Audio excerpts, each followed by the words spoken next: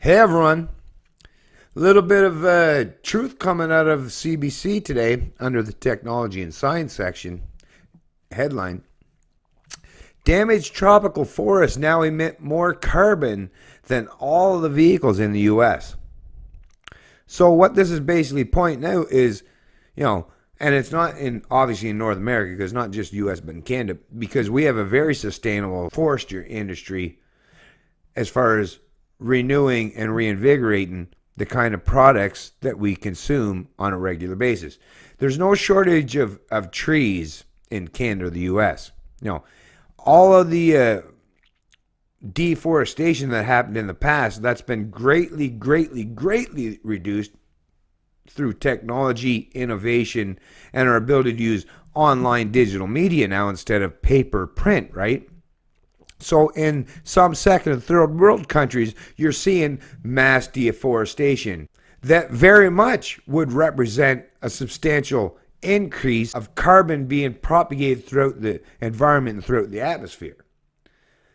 But that's something that those governments or those people predominantly, fuck the governments actually, those people in those particular geographical landmasses in whichever country that we're talking about, like especially I would imagine South America, right? The tropical rainforest. It's up to each and every one of us that live on this planet, all 7+ billion of us. It doesn't matter what particular country you live in, what particular geographical landmass you claim as your own.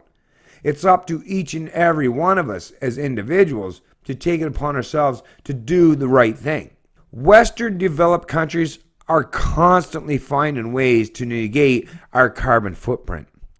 Technological innovation, the creative mind, free markets, or even lesser than free markets, because we really don't live in a free market environment. It's heavily regulated, dictated, and dominated and controlled by central planners and sociopaths and authoritarian control freaks. But even under all the heavy weight and all the heavy-handed tactics of those type of people, innovators and those with ingenious ideas and those who seek to strive and to succeed under capitalist ventures or endeavors, they've constantly shown time and time again that they will come up with a way to not just generate profits and incomes for themselves and their subordinates, but they'll also find a way to greatly reduce our carbon footprints. Our economies have grown substantially in comparison, in contrast to decades in the past, but our actual carbon footprints per capita, per person, is actually reduced now in comparison to what it was decades ago.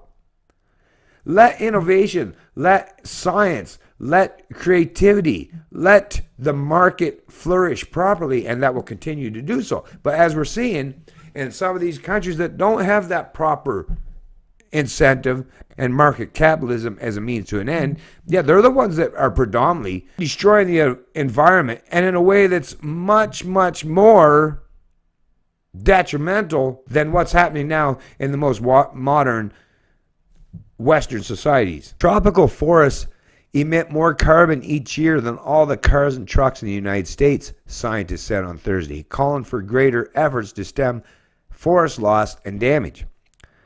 Almost 70% of tropical forest emissions are caused by degradation, a study in the journal Science said, measuring the less visible form of damage for the first time along with deforestation, which has long been recognized as problematic. These findings provide the world with a wake-up call on forests, said the study's lead author, Alessandro Bassini, a scientist with the U.S.-based Woods Hole Research Center, in a statement. So as we're seeing, it's just a matter of good environmental stewardship. All right, it's carbon taxing, right? Forcing the Canadian or American people or even people in Europe to fucking pay some central planner and government. When has that ever shown? Where's that cause and effect correlation? Point it out to me. You won't be able to. I know this for a fact. That's why I do this in my videos. When I do this kind of stuff, it's because I know you got nothing you can show me. If I did, I wouldn't bring it up, right? Because I'm the kind of person, I do my research first and foremost so that I know what I'm talking about. But you can't point anywhere where government has done anything interjected into whether it's the economy, the environment, or any social aspects of your life where they've actually truly benefit anyone or truly benefit the people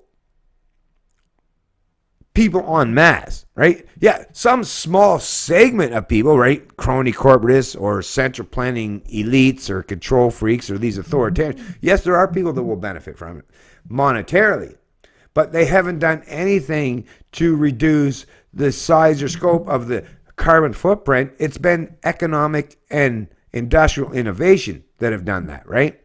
Proper incentives. That's what works, right? Force, the threat of violence, mandates. None of that stuff is actually benefit. If you can make it prosperous or profitable, that's the way going forward, right? Central planning mandates and dictates, that's not the proper model. Because all that does is force people to find other means or methods to create and generate profits for themselves, right? And they might, those ventures, those endeavors may very much be a detriment to the environment. If you let the market take place, be the foothold, be the dominant force that allows people to do things in a proper manner, then that's, like I say, that's the only way it can ever happen, right? Where the least amount of pain, the least amount of suffering, the least amount of hardships, and the least amount of dictatorial control, that's the only time that can happen. Right, is allow people to do things properly without mandating them. Because the minute you try to mandate them, it's telling them to go act against their own personal interests. And most people, while there are some that would be fully altruistic and will go against their own personal interest endeavors, most people will not. They'll just find a way to circumvent or circumnavigate those rules, edicts, or regulations. As we see time and time again. It never happens. That top-down authoritarian approach has never worked, right? Leading by example, innovation, proper education, enlightenment, right? And allowing people to, like I say, generate a profit or benefit from doing the right things, proper incentives. That's how you do it. That's how things are properly done, right? It'll happen naturally. If we're to keep global temperatures from rising to dangerous levels, we need to drastically reduce emissions and greatly increase forests' ability to absorb and store carbon. That's the thing. This is something we were all taught. If you remember, right, in school, when we all went to school, is trees breathe in carbon dioxide and they expel oxygen, right? So trees, if we have lots of trees and forests, which in Canada, there's no shortage of trees and forests, right?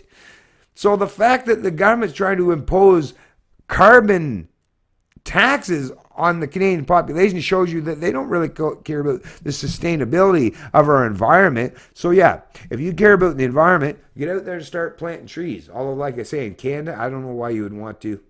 There's no shortage of trees. Maybe in your particular little section, your particular parcel of land, hey, if you don't feel you have enough trees on your property, plant a few. Carbon taxes, central planning, governments, right? Forcing more and more people to pay into these crony systems, that's not going to benefit the environment. It never has, and it never will. Doing things proper is the only way forward if you really care about the environment. It's Canadian Libertarian, and I love liberty.